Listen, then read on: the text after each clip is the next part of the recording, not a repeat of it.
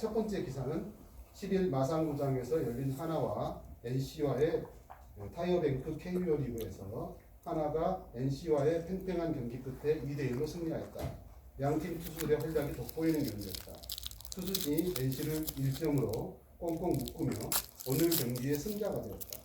오늘 경기에서 하나는 이번 시리즈 NC를 상대로 루징 시리즈를 기록했고 시즌 순위는 현재 12, 승률 0.25, 리그 최하위다. 한편 NC는 3연승에서 멈췄고 순위는 6위로 하락했으며 2안타 3볼넷 1타점 1득점으로 다소 아쉬운 플레이를 보였다. 자, 두 번째입니다. 하나 이글스가 10일 마산구장에서 똑같은 내용입니다. 마산구장에서 열린 KBO 리그 NC 다이노스와의 방문 경기에서 2대1로 이겼다. 하나 선발 투수 마이스트리는 6이닝 2피안타 3볼넷 5탈삼진 1실점으로 팀의 승리를 이끌었다. 마이스트리는 하나 선발진 가운데 첫 선발진을 거뒀다. 마이스트리의 호투 속에서 하나는 1회초 선두타자 정근우가 김태균의 적시타로 홈을 박았고 1대1로 맞선 5회초 로사리오의 2루타로 득점했다. 자, 위 기사하고 아래 기사 중에서 인간이 쓴 기사는 어떤 것일까요? 자, 제가 지금 여론조사를 좀 해보겠습니다. 위 아래로 하겠습니다. 위의 기사가 인간이 쓴 기사라고 생각되시는 분 손들어 주십시오. 하나, 둘, 넷, 여섯, 여덟, 열, 열둘, 13분이시고요. 아래 기사가 인간이 쓴 것이다. 한 분, 두 분, 세 분, 네 분. 자, 13분이 위의 기사가 인간이 쓴 것으로 이야기했는데 위의 기사가 로봇이 쓴 것입니다. 여러분들은 그 평균보다 더 로봇의 손을 들어주셨습니다. 아래 기사가 사람이 쓴 것이고요. 보시면 위에가 로봇, 아래가 사람이 쓴 것입니다. 절대로 텍스트 보시면 안 됩니다. 한 번 문제가 떠 있습니다. 다음 문제 보도록 하겠습니다. KT 위즈가 제가 이제 읽지 않고 시간을 들을 테니까 신문 기사라고 생각하고 두 개의 기사를 한번 읽어보시고요. 또 사람이 쓴 기사를 찾아보겠습니다.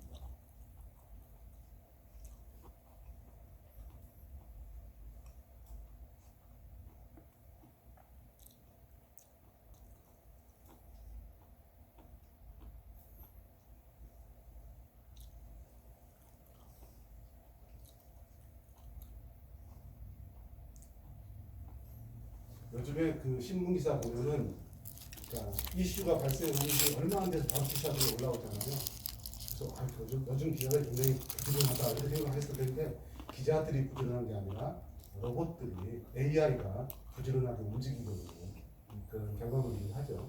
자, 다 읽으셨으면 또 위아래로 해서 위의 기사가 사람이 쓴 것이다. 손 들어주실까요? 한 분, 두 분, 세 분, 네 분, 다섯, 둘, 넷, 여섯, 8분, 9분. 아래 기사 둘, 넷, 여섯, 8분. 드디어 이제 평균적으로 오셨습니다. 자, 위의 기사가 사람이 쓴 기사입니다. 아래의 기사는 로봇이 쓴. 사실 이게 사람이 쓴 기사하고 로봇이 쓴 기사를 기자들도 잘 분간을 못한다고 합니다. 구체적으로는 야알봇이라고 하는 AI가 있습니다. 야구를 알려주는 로봇이라고 하는 거죠. 그 야알봇이 쓴 기사가 바로 아래쪽입니다. 야알봇이 쓴 기사. 지금부터 이제 텍스트 보셔도 상관없습니다. 자, 인간과 로봇의 기사를 구별하고 한 평가를 보시면 11부 이제 한 12, 13, 14 나흘치 정도의 설문조사를 해보니까 단신의 경우에는 정답률이 43%, 그다음에 장신의 경우에는 정답률이 48.9%. 그러니까 결국은 정답률이 50%에 못 미치는 그런 정답률을 보여주고 있습니다. 그러니까 로봇이 쓴 기사와 사람이 쓴 기사가 잘 읽히는지 보니까 잘 읽히기는 사람이 쓴 기사가 잘 읽히고요. 정보량은 로봇이 쓴 기사가 더 많고, 그다음에 전문성은 사람이 더 갖고 있고. 그러니까 현재까지 그렇다는 거예요. 그러니까 현재까지는 로봇은 좀 테크니컬하게 기사를 작성을 하고 있다 그러면 사람은 조금 더 전문적으로 기사를 작성하고 있다고 볼 수가 있습니다. 예를 들면 아까쯤에 여기 보시면 이제 뭐 단어들을 어떤 것들을 쓰고 있느냐 하는 것으로 구분해서 볼 수가 있겠습니다. 한번 좀 나중에 자기 가셔서 두 개의 기사를 단어 중심으로 한번 살펴보시면 좋을 것 같아요. 문장의 구조는 이미 AI가 완전하게 거의 100% 파악을 하고 있으니까 적절한 상황에서 어떠한 단어를 사람이 쓰는 것과 로봇이 쓰는 것이 어떤 지금 현재 시점에서 무슨 차이가 있는가 하는 것을 살펴보시는 것은 도움이 될 거라고 생각합니다. 자, 이제 본론으로 들어가겠습니다. 4차 산업혁명의 현재 지정과 전망. 자, 2016년 초에 열린 세계 경제 포럼의 화두가 4차 산업혁명이었습니다. 그러니까 내년 초에 세계 경제 포럼이라고 스위스의 다보스라고 하는 지역에서 열리는 다보스 포럼에서 그 시점에서 가장 중요한 화두를 가지고 젊은 농객들 그다음에 전문가를 모아가지고 컨퍼런스를 엽니다. 그게 이제 다보스 포럼인데요. 이 다보스 포럼에서 2016년 초에 4차 산업혁명이라고 하는 키워드를 처음 제기를 했습니다. 올해가 19년이니까 사실 아직 채 만 4년이 안 된 겁니다. 그러니까 4차 산업혁명이라고 하는 키워드가 인류사회에 등장한 것은 그다지 오래된 것이 아닌데 우리가 하도 들어가지고 굉장히 오랫동안 들어왔던 것처럼 우리는 지금 인지를 하고 있는 상황입니다. 4차 산업혁명이라고 하는 것은 정보통신 기술이 제조업 등 다양한 산업들과 결합하면서 지금까지는 볼 수 없던 아주 새로운 형태의 제품과 서비스, 비즈니스를 만들어내는 것을 일컫습니다. 우리가 요즘에 자주 듣는 AI라든지 인공지능, 로봇, 3D 프린터, IoT, 사물 인터넷이라고 하는데요. 만물 인터넷 이렇게 그러니까 IoT에서 이제 그 T에 해당되는 것이 things라고 하는 것인데 거기에 everythings를 넣게 되면 만물 인터넷으로 이렇게 회자되기도 합니다. 그러니까 생활 방식이라든지 업무 방식 그리고 다른 사람들과 관계 맺는 방식 이런 것들을 완전히 바꾸게 될 기술 혁명이 우리 눈앞에 지금 와 있다. 혹은 이미 우리가 일부는 체험을 하고 있다라고 하는 것입니다. 예를 들어 보시죠. 3D 프린터 혹시 3D 프린터 써보신 분 계신가요? 그건 지금 보통 프린팅은 이렇게 뽑아내는 것인데 3D 프린터는 쌓아올리는 겁니다. 그러니까 데이터를 입력을 하면 그 데이터 설계도에 입각해서 적층식으로 쌓아올리면서 만드는 겁니다. 최근에 3D 프린터로 아파트를 만들었다는 기사를 본 적이 있습니다. 또 이 3D 프린팅도 가장 활발하게 활용하고 있는 나라 가운데 하나가 중국입니다. 중국 같은 경우는 주거 환경 개선이라고 하는 그런 프로젝트를 이 3D 프린터를 동원해서 하기도 합니다. 그러니까 3D 프린터를 이미 기업들은 아주 다방면으로 활용하고 있는데 이것은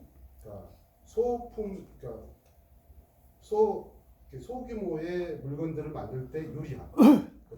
그러니까 대량 생산이 아닌 조그만 물건들을 만들 때 그래서 이제 시제품을 만들 때 기업들이 이 3D 프린터를 많이 활용을 하게 됩니다. 앞으로 이제 한 4분의 1의 작업은 3D 프린터가 하고 나머지 작업들은 기계가 마무리하는 방식으로 그렇게 제조업이 바뀌게 될 것이라고 이야기합니다. 그러니까 어디에서든지 누구든지 무엇이든지 만들 수 있는 그런 시대가 되었다는 것을 의미하기도 하고 그래서 요즘에 이제 대학들이 메이커스 스페이스를 만들 때 가장 많이 비치하는 기기 중에 하나가 3D 프린터가 되겠습니다. 이분이 이제 아까 지금 다보스 포럼을 만드는 분입니다. 클라우스 슈밥이라고 하는 분인데요. 원래는 스위스의 제네바 대학에 교수 생활을 하셨던 분인데 교수로서 강의하면서 영향을 미치기보다는 세계 경제에 담론적인 영향을 미치고 싶어서 WEF를 결성을 하는데 이익을 담당했던 분입니다. 이분이 이제 2016년 초 다보스 포럼에서 바로 4차 산업혁명이라고 하는 것을 동료들과 함께 처음으로 인류 사회에 제시를 한 거죠. 인공지능, 소재과학, 유전자과학, 양자 컴퓨터, 블록체인 등의 기술이 4차 산업혁명을 주도하게 될 것이다. 이렇게 이야기를 했습니다. 우리 같은 경우는 현재 인공지능이랄지 블록체인 같은 경우는 대중적으로 많이 4차 산업혁명 관련해서 이야기가 되어오고 있지만은 나머지 부분들에 있어서는 아직까지 구체적으로 담론이 형성이 되지는 않고 있습니다. 그런데 특히 서구 사회에서는 이 소재과학이나 유전자과학 이쪽에 상당히 많은 관심을 갖고 있습니다.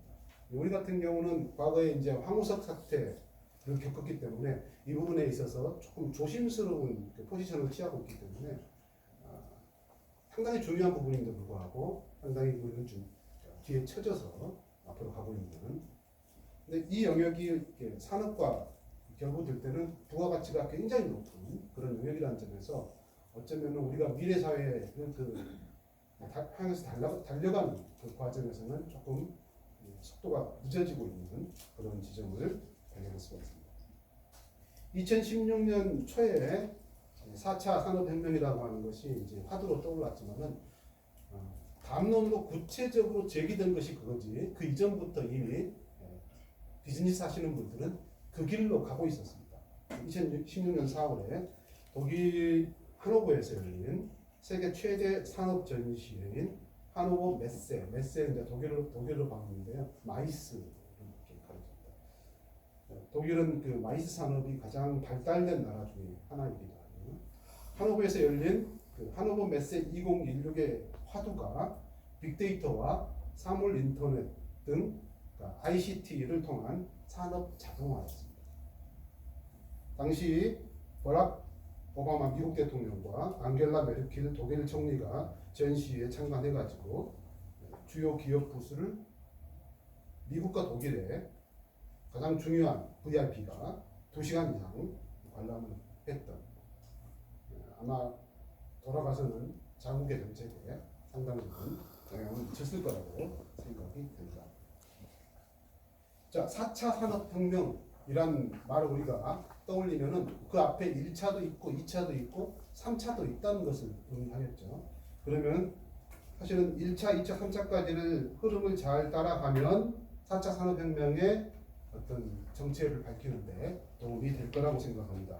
그래서 잠깐 1, 2, 3차 그 기반 위에서 4차 산업혁명을 생각을 해볼까 합니다.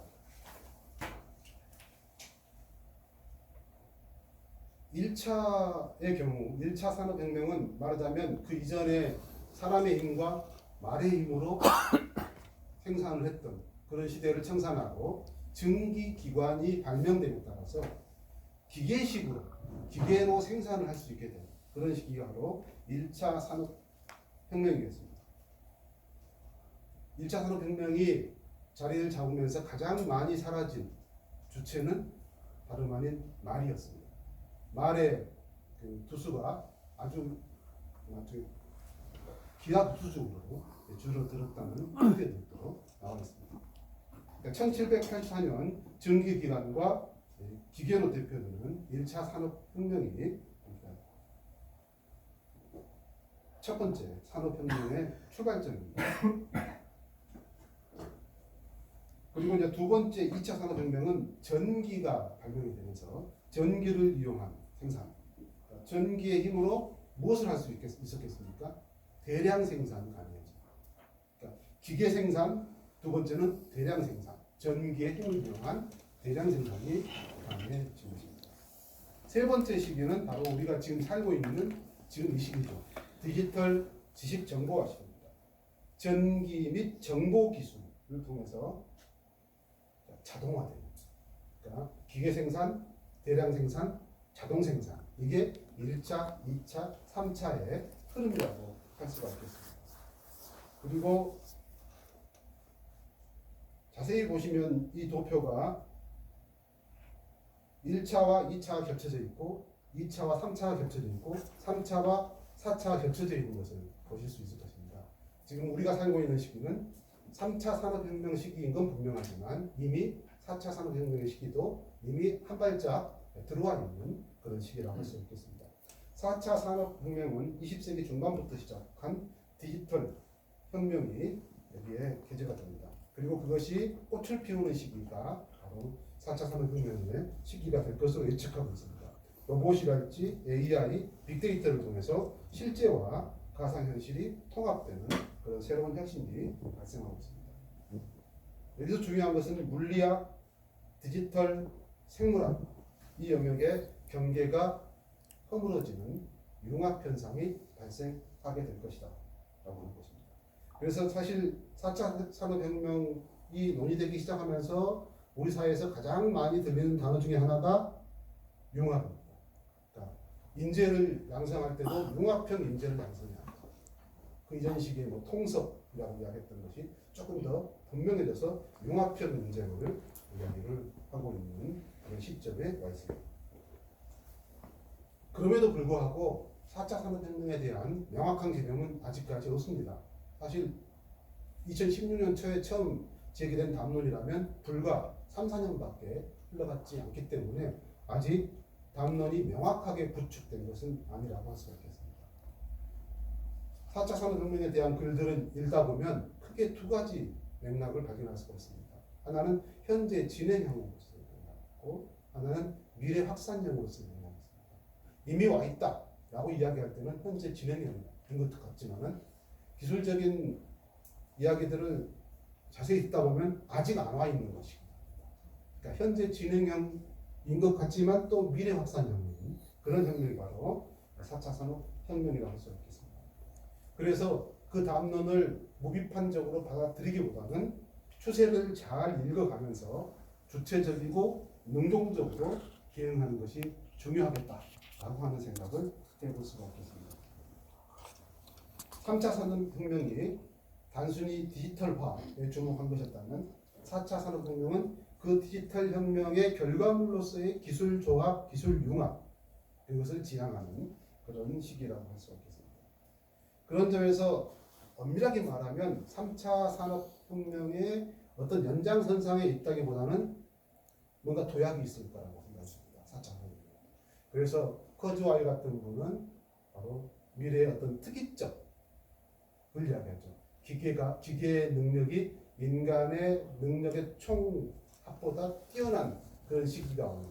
그러니까 그때 인간의 능력이라고 하면 단순한 신체적인 능력이 아니라 정신적인 능력까지 포함해서 기계가 인간의 정신적인 능력을 뛰어넘는 어떤 시점, 그 시점이 오게 되는 그런 특이점이 온다라고 이야기했었는데 구체적으로 연도도 찍었어요. 그게 맞을지 틀릴지는 알 수 없습니다만 2045년이라고 구체적인 연도를 찍고 있습니다. 지금이 2019년이니까 한 25년쯤 지나면 여기 계신 분들은 다 그때까지 분명히 살아 계실 거라고 생각하는데 한번 혹시 기억해 두셨다가 2045년이 되면 정말로 세상이 바뀌었는지 한번 따져보시는 것도 재미가 있을 것 같습니다. 앞선 차트에서 우리가 한번 살펴봤던 이미 산업체는 이미 산업자동화와 관련해서 우리가 이름을 4차 산업혁명이라고 부르기 이전에 그런 움직임이 있었다라고 하는 것을 언급을 했었는데요. 그런 점에서 4차 산업혁명의 시작 지점은 스마트 공장이라고 했습니다. 이 부분에 있어서 사실 우리가 좀 약합니다. 왜 그럴까요? 왜 약해졌을까요? 우리는 제조업의 상당 부분을 바깥 나라로 외국으로 보내버렸거든요. 그래서 중요 생산 라인이 꼭 한국에 있는 건 아닙니다. 다른 나라에 있는 경우가 그러다 보니까 스마트 공장과 같이 아주 자본을 집중적으로 투자해야 되는 그런 시도들을 우리 기업들이 좀 더디게 해왔다고 보시는데 이걸 지금 현재 시점에서 가장 잘하고 있는 나라가 독일입니다. 독일은 제조업의 강국으로 알려져 있는 나라죠. 결국은 이 4차 산업혁명의 성패 여부가 디지털 컴퓨팅 이쪽이 아니라 제조업에서 판가름이 날 것이다 라고 하는 이야기들을 많이 하고 있습니다. 공장 내 설비가 스스로 다양한 정보를 바탕으로 생산 과정과 관련된 의사결정을 내는 거죠. 기계와 기계가 서로 정보를 주고받으면서 지금 현재 트렌드가 이런 트렌드가 있고 소비자들의 니드가 이런 니드가 있으니까 그걸 조합해 보면 지금 우리가 신발을 몇 개 정도 만들면 될 것 같아. 자, 지금부터 몇 시까지 몇 개 만들자. 이런 식으로 서로 자기들끼리 명령을 주고받으면서 생산을 필요한 만큼 생산하게 돼요. 그러니까 굉장히 효율적인. 그래서 스마트 팩토리라고 부르는 그들이 생기고 있습니다. 근데 우리 같은 경우는 어땠어요? 최근에 그 한일 관계가 악화된 결정적인 이유 중에 하나가 우리한테 정말 필요한 부분인데 우리가 확보하지 못하고 있거나 우리한테 기술이 없는. 우리는 굉장히 지금 디지털 강국이라고 생각했는데 껍데기 강국이었다는 것이 이번 한일 관계에서 드러났습니다. 물론 우리는 굉장히 그 강력한 그런 힘을 갖고 있기 때문에 그 부품들 중에 상당수가 지금 그 국산화율을 보이고 있습니다. 그래서 아마 일본이 굉장히 오판을 했다라고 하는 자탄을 하게 될 날이 얼마 안 남았다고 기술자들은 지금 이야기를 하고 있습니다. 4차 산업혁명을 구현함에 있어서 가장 중요한 것은 데이터입니다. 그래서 산업혁명의 가장 중요한 요소가 철강과 석유였죠. 그러니까 기계로 물건을 만드니까 철이 중요했고 그 다음에 그 기계를 돌리는 기름이 중요했었습니다. 그런데 4차 산업혁명의 그 철강이나 기름의 역할, 석유의 역할을 하는 것이 바로 데이터입니다. 지금 현재 세계에서 최고의 기업은 어디죠? 세계 최고의 기업. 얼마 전까지 애플이었는데 지금 시점에서는 구글입니다. 여러분들 구글 홈페이지를 딱 들어가면 구글 홈페이지 어떻게 생겼습니까?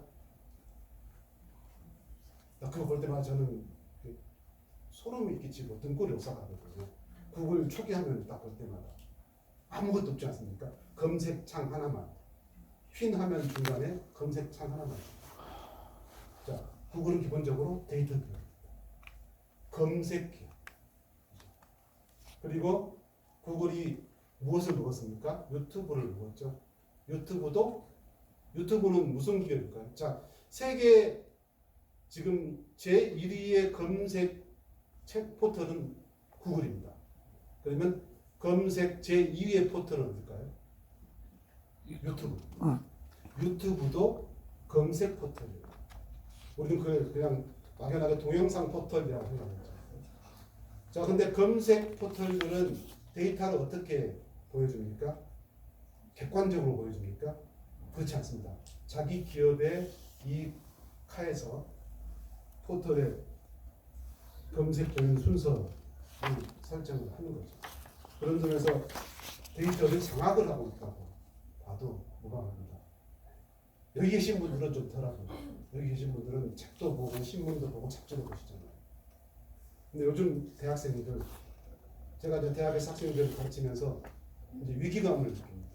이 친구들은 뭘 검색을 하라 그러면 이제는 네이버 다음도 검색을 안 해요. 무조건 유튜브부터 검색하고. 책을 읽으라고 그러면은 머리를 쥐어짜입니다. 영상을 보라 그러면은 시간 가는 줄 모릅니다. 초등학생들은 어떨까요? 초등학생들은요, 아예 세상을 유튜브로 봅니다. 초등학생들이 세상을 보는 윈도우는 유튜브입니다. 그래서 요즘에 초등학교 교육을 전공하시는 교수님들이 고민에 빠졌습니다. 이미 판도가 바뀌었는데 아이들한테 스마트폰 뺏어가지고 시간 관리하는 게 의미가 있을까? 없을 수도 있습니다. 판이 그렇게 바뀌었다 그러면 그 판에 양질의 콘텐츠를 심는 것이 더 중요할 수도 있습니다. 지금 그런 상황인 거죠. 4차 산업혁명에서는 기술 구현 방식이 IT에서 DT로 바뀝니다. 그것을 명백하게 보여주는 게 IoT입니다. 사물과 사물이 뭘 주고받아요? 데이터를 주고받습니다. 그래서 DT 시대라고 합니다. 그래서 요즘에 인기 영역 중에 하나가 데이터 사이언스입니다. 데이터 사이언티스트라고 하는 직군들이 생기고 있고요. 지금 현재 취업난에 시달리고 있는 대학생들 그 중에서도 이쪽 영역은 사람을 구할 수 없어가지고 아웃입니다.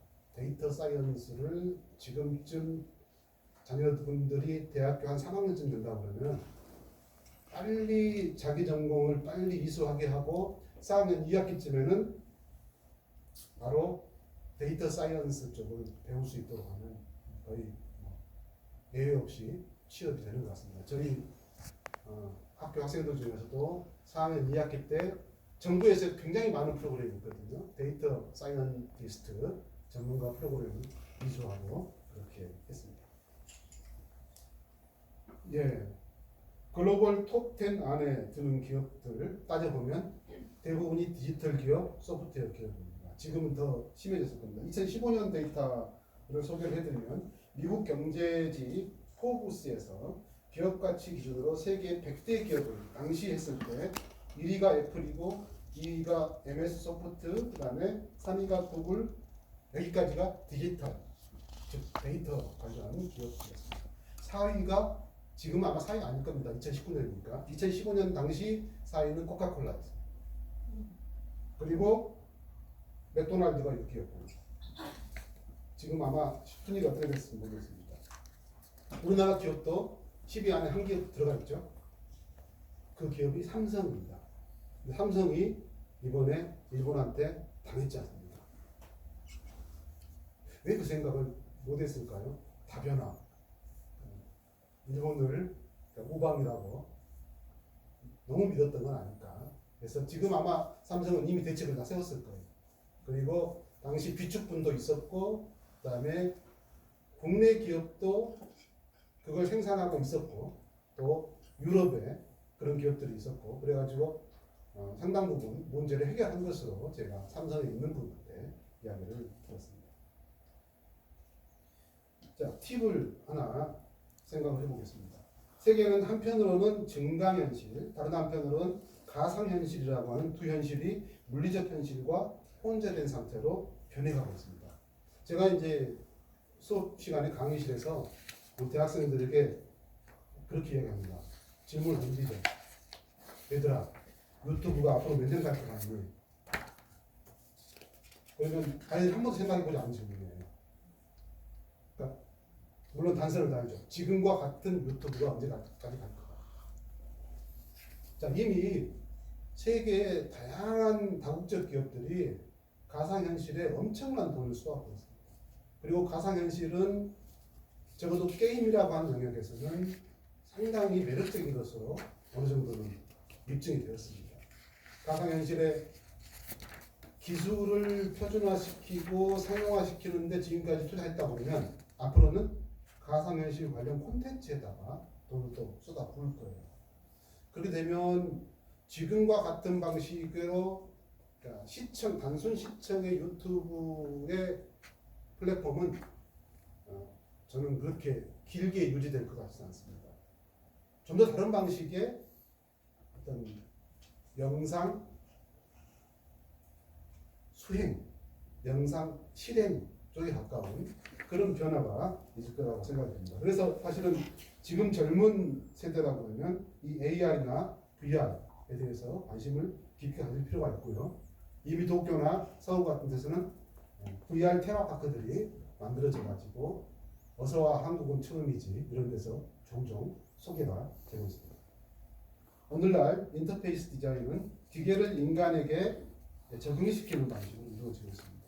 자, 지금까지는 인간을 기계에 적응시켜 왔는데 기계를 인간에게 적응시킨다는 것은 바로 영상 체험의 기준이 VR로 이동하고 있다는 것을 의미하기도 하는 것이죠. 그래서 디지털 가상을 인간이 체험하는 아날로그 현실에 맞추는 방식으로 변화하고 있다는 것입니다. 두 번째, 2000년 이후에 비트가 아톰의 세계로 나오는 반대의 운동이 시작됐습니다. 그게 바로 3D 프린트죠. 아톰이 비트로 간 게 디지털인데 거꾸로 비트에서 아톰을 만들어내요. 그게 이제 3D 프린트하고 같이 됩니다. 이는 비트맵을 물리적 원자 형태로 뽑아내는 것이라고 했습니다. 지구상에서 가장 디지털 관련해서 가장 선구적인 그런 연구소가 MIT 연구소라고 할 수 있는데요. 거기에 이제 닐 어센필드 교수가 진정한 디지털 3D 출력이라면 단순한 프린팅이 아니라 어셈블링이 되어야 한다라고 이야기를 하고 있습니다. 자, 바로 이제 4차 산업혁명은 대단히 중요하기 때문에 세계 각국은 전략적으로 4차 산업혁명에 힘을 쏟고 있습니다.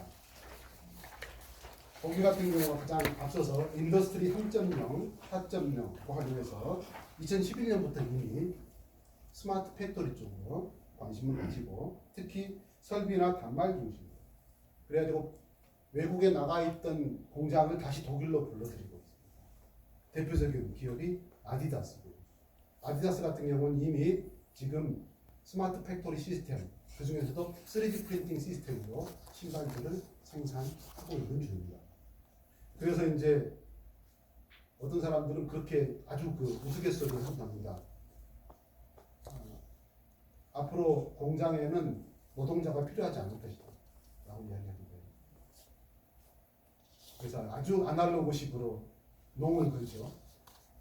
기계를 지키는 개가 있을 것이고 개 밥 먹여주는 인간 직원이 있을 것이다, 이렇게 아주 그냥 자조적으로 설명을 하기도 합니다. 미국 같은 경우도 이미 2012년부터 산업 인터넷이라고 하는 컨셉으로 발전을 시켜왔고, 미국은 구글이 속한 그런 나라답게 클라우드 중심으로 이렇게 진행을 하고 있습니다. 특히 이제 인공지능, 빅데이터 처리 이쪽 부분. 그래서 지금 현재는 독일이 강국이지만은 이 추세가 지속된다면 결국 승자는 구글이 소재한 미국이 될 것이라고 저는 예측을 합니다. 일본도 조금 늦었지만 2015년부터 로봇 신전략이라든지 일본 제응 전략 2016 같은 정책을 가지고 일본은 특화해서 로봇 중심으로 전략을 펼치고 있습니다. 실제로 지금 현재 시점에서 지구상에서 로봇과 관련해서 산업적으로 가장 앞선 나라는 일본이기도 합니다. 근데 로봇을 가장 잘 다루는 기술자, 젊은 기술자들은 또 한국에 있습니다. 로봇 올림픽 같은 대회가 있는데요. 거기서 항상 한국의 젊은 대학생들이 상위권을 차지하고 있는 중입니다. 그런데 그들이 졸업하면 갈 곳은 없습니다. 현적으로. 중국도 이미 중국 제조 2025라고 하는 전략으로 2015년부터 독일을 넘나서 전략을 펼쳐오고 있습니다. 그러니까 중국도 독일과 마찬가지로 설비 단말 중심, 기계, 공장, 스마트 팩토리 중심으로. 어쩌면 중국이 스마트 팩토리 시스템에서는 앞서갈 수도 있지 않겠나. 아까 이야기했던 주문 생산 이런 시스템을 생각하면 중국이 워낙 땅이 넓고 하는 그런 상황을 고려하면 그럴 것 같습니다. 따지고 보면 한국이 가장 불안합니다. 한국은 이미 상당수의 제조업 팩토리들을 외국으로 내보낸 그런 과정이었고, 외국에 내보냈던 공장을 국내로 회수했다는 이야기를 제가 들어본 적은 없는 것 같습니다. 자, 공장이 시스템이 스마트 팩토리 시스템으로 바뀐다고 그러면은 공장이 어디에 있든 상관이 없습니다. 지금 우리 제조업의 공장들이 외국으로 나가는 것은 임금 때문에, 노동자들의 임금 때문에 나가는 건데, 노동자들이 공장에 사라진다. 그러면 공장은 어디에 있는 게 좋을까요? 소비자가 있는 곳으로 가는 게 제일 좋습니다. 빨리 배송할 수 있도록. 한국의 현실입니다.